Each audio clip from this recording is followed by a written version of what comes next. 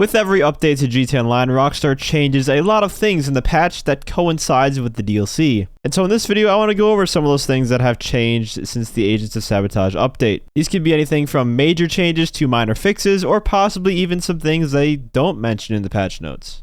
So let's get started with, unfortunately, a negative one. They patched the workaround to the helmet and mask glitch.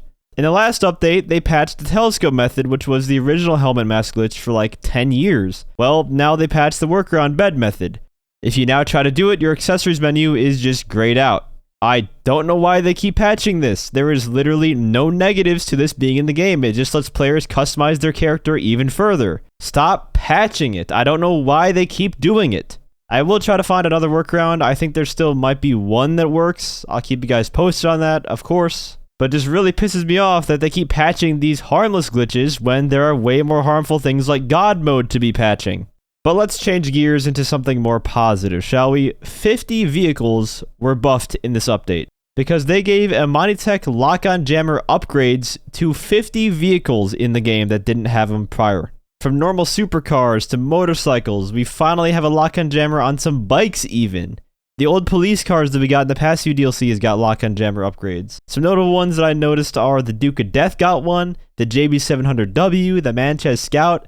But you can see the list right here on the screen. There is a ton of them, and you probably own a car that you can now put a lock-on jammer on. And obviously this is a very good thing. I think eventually all vehicles should get access to a lock-on jammer, at least the civilian, non-weaponized ones. On top of that, they also brought back a lot of past vehicles that they originally removed from the websites, but are now back, and they often overlap with the lock-on jammer list too. A lot of the returning vehicles that you can now buy again can be equipped with a lock-on jammer. The Bombushka! Yes, we're talking about the Bombushka again, because they fixed an issue with its armor that resulted in its scaling not working correctly. And yes, this does mean the Bombushka got another slight buff to its armor.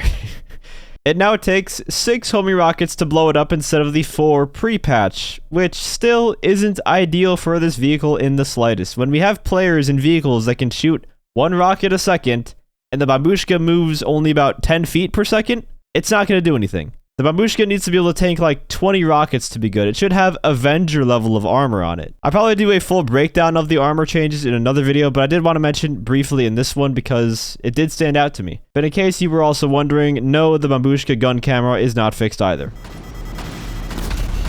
And now it's dead. So what was that, like 6 or 7 rockets? It's still way too weak. That's not going to make a huge difference. I don't know if this next one is just a feeling, but it seems like they fixed that strange delay that would happen when you try to eat snacks through the weapon wheel. Sometimes I would have to hit the button like 3 times after I open the wheel for it to start eating snacks and regenerating my health. It's gotten me killed so many times, and I haven't really noticed that since the patch. It feels more responsive. As long as I don't try to eat snacks when I'm in the middle of some other animation like a ragdoll or something, it usually eats on the first try. Let me know if you guys have noticed this after the update as well, if it's just me and maybe I'm just going crazy. The police car emergency lights for our owned cop cars can now be toggled on without the siren. So if you click the left stick once, you'll turn on both the lights and the siren. That's how it's always been. But if you click the left stick again while the siren is on, just the lights will now remain on with no siren. Alternatively, you can also double click to skip right to the lights only being on and never hear the siren. And I think this might be the siren option thing that they talked about. I thought we would actually get different tones of sirens to choose from, but maybe this was actually the thing that they were talking about all along, which is kind of disappointing if that is the case, but this is still a welcomed feature.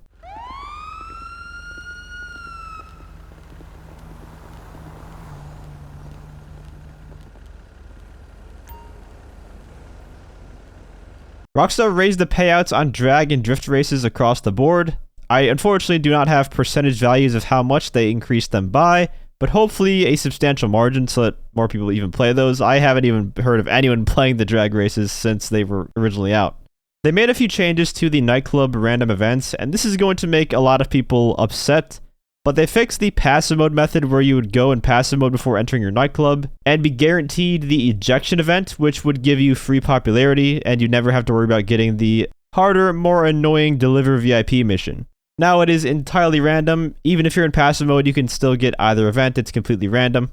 And you'll have to leave passive mode before you can even interact with the events now, which basically makes the passive mode method dead. However, they did make some other changes to the Deliver a VIP mission. You can now drive a bit faster with the VIP in the car without scaring them, so you no longer have to drive like a normal NPC, going 20 miles an hour until you get to the hospital. I still think with this change, though, it's not going to be worthwhile doing those random events anymore unless you do get the ejection one. I still think it's better to just raise popularity by going to the basement and changing DJs over and over. Yeah, it's going to charge you 10k per change, but it's a lot less stressful and annoying. The passive mode method was nice, but now that that's gone, DJ changing is going to be the way to go, I feel. Next, a couple of additions for GTA Plus members. Your Vinewood Club Garage essentially acts as a one-stop shop for any workshop. Bennies, Arena War, HSW upgrades can now all be applied from the Vinewood Club Garage now. And you can also now use the Vinewood Club app on your phone to claim destroyed vehicles for free instead of calling Mors Mutual and having to pay for them. Which is not only faster, but obviously it's a lot less costly too because it's free.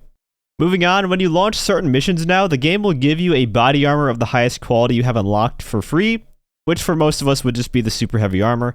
Now, I don't know if this is the change they were talking about where your armor is supposed to refill upon mission restart. I didn't see that anywhere noted in the patch notes, so I assume that this is what they're referring to when they said that.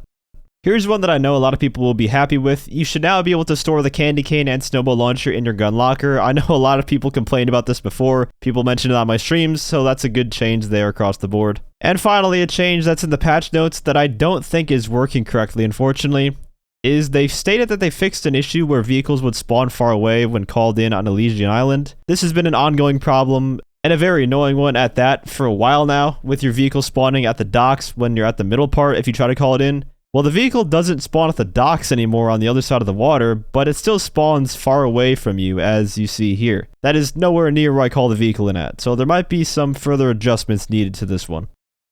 But there you have it. Those are some of the big changes in the Agents of Sabotage DLC. It's not all the changes that were made, but the ones that I felt were important to cover. Let me know down in the comments if there are any changes that you noticed that either aren't in the patch notes or that I didn't cover in this video though. If you enjoyed the video or found it helpful, feel free to leave a like as well as subscribe to my channel for more GTA Online content. I also want to give a huge shout out to all of my channel members for your support. If you'd like to become a member for some exclusive perks, you can either use the join button or the link that's down in the description. And as always, thanks for watching, and have a great day.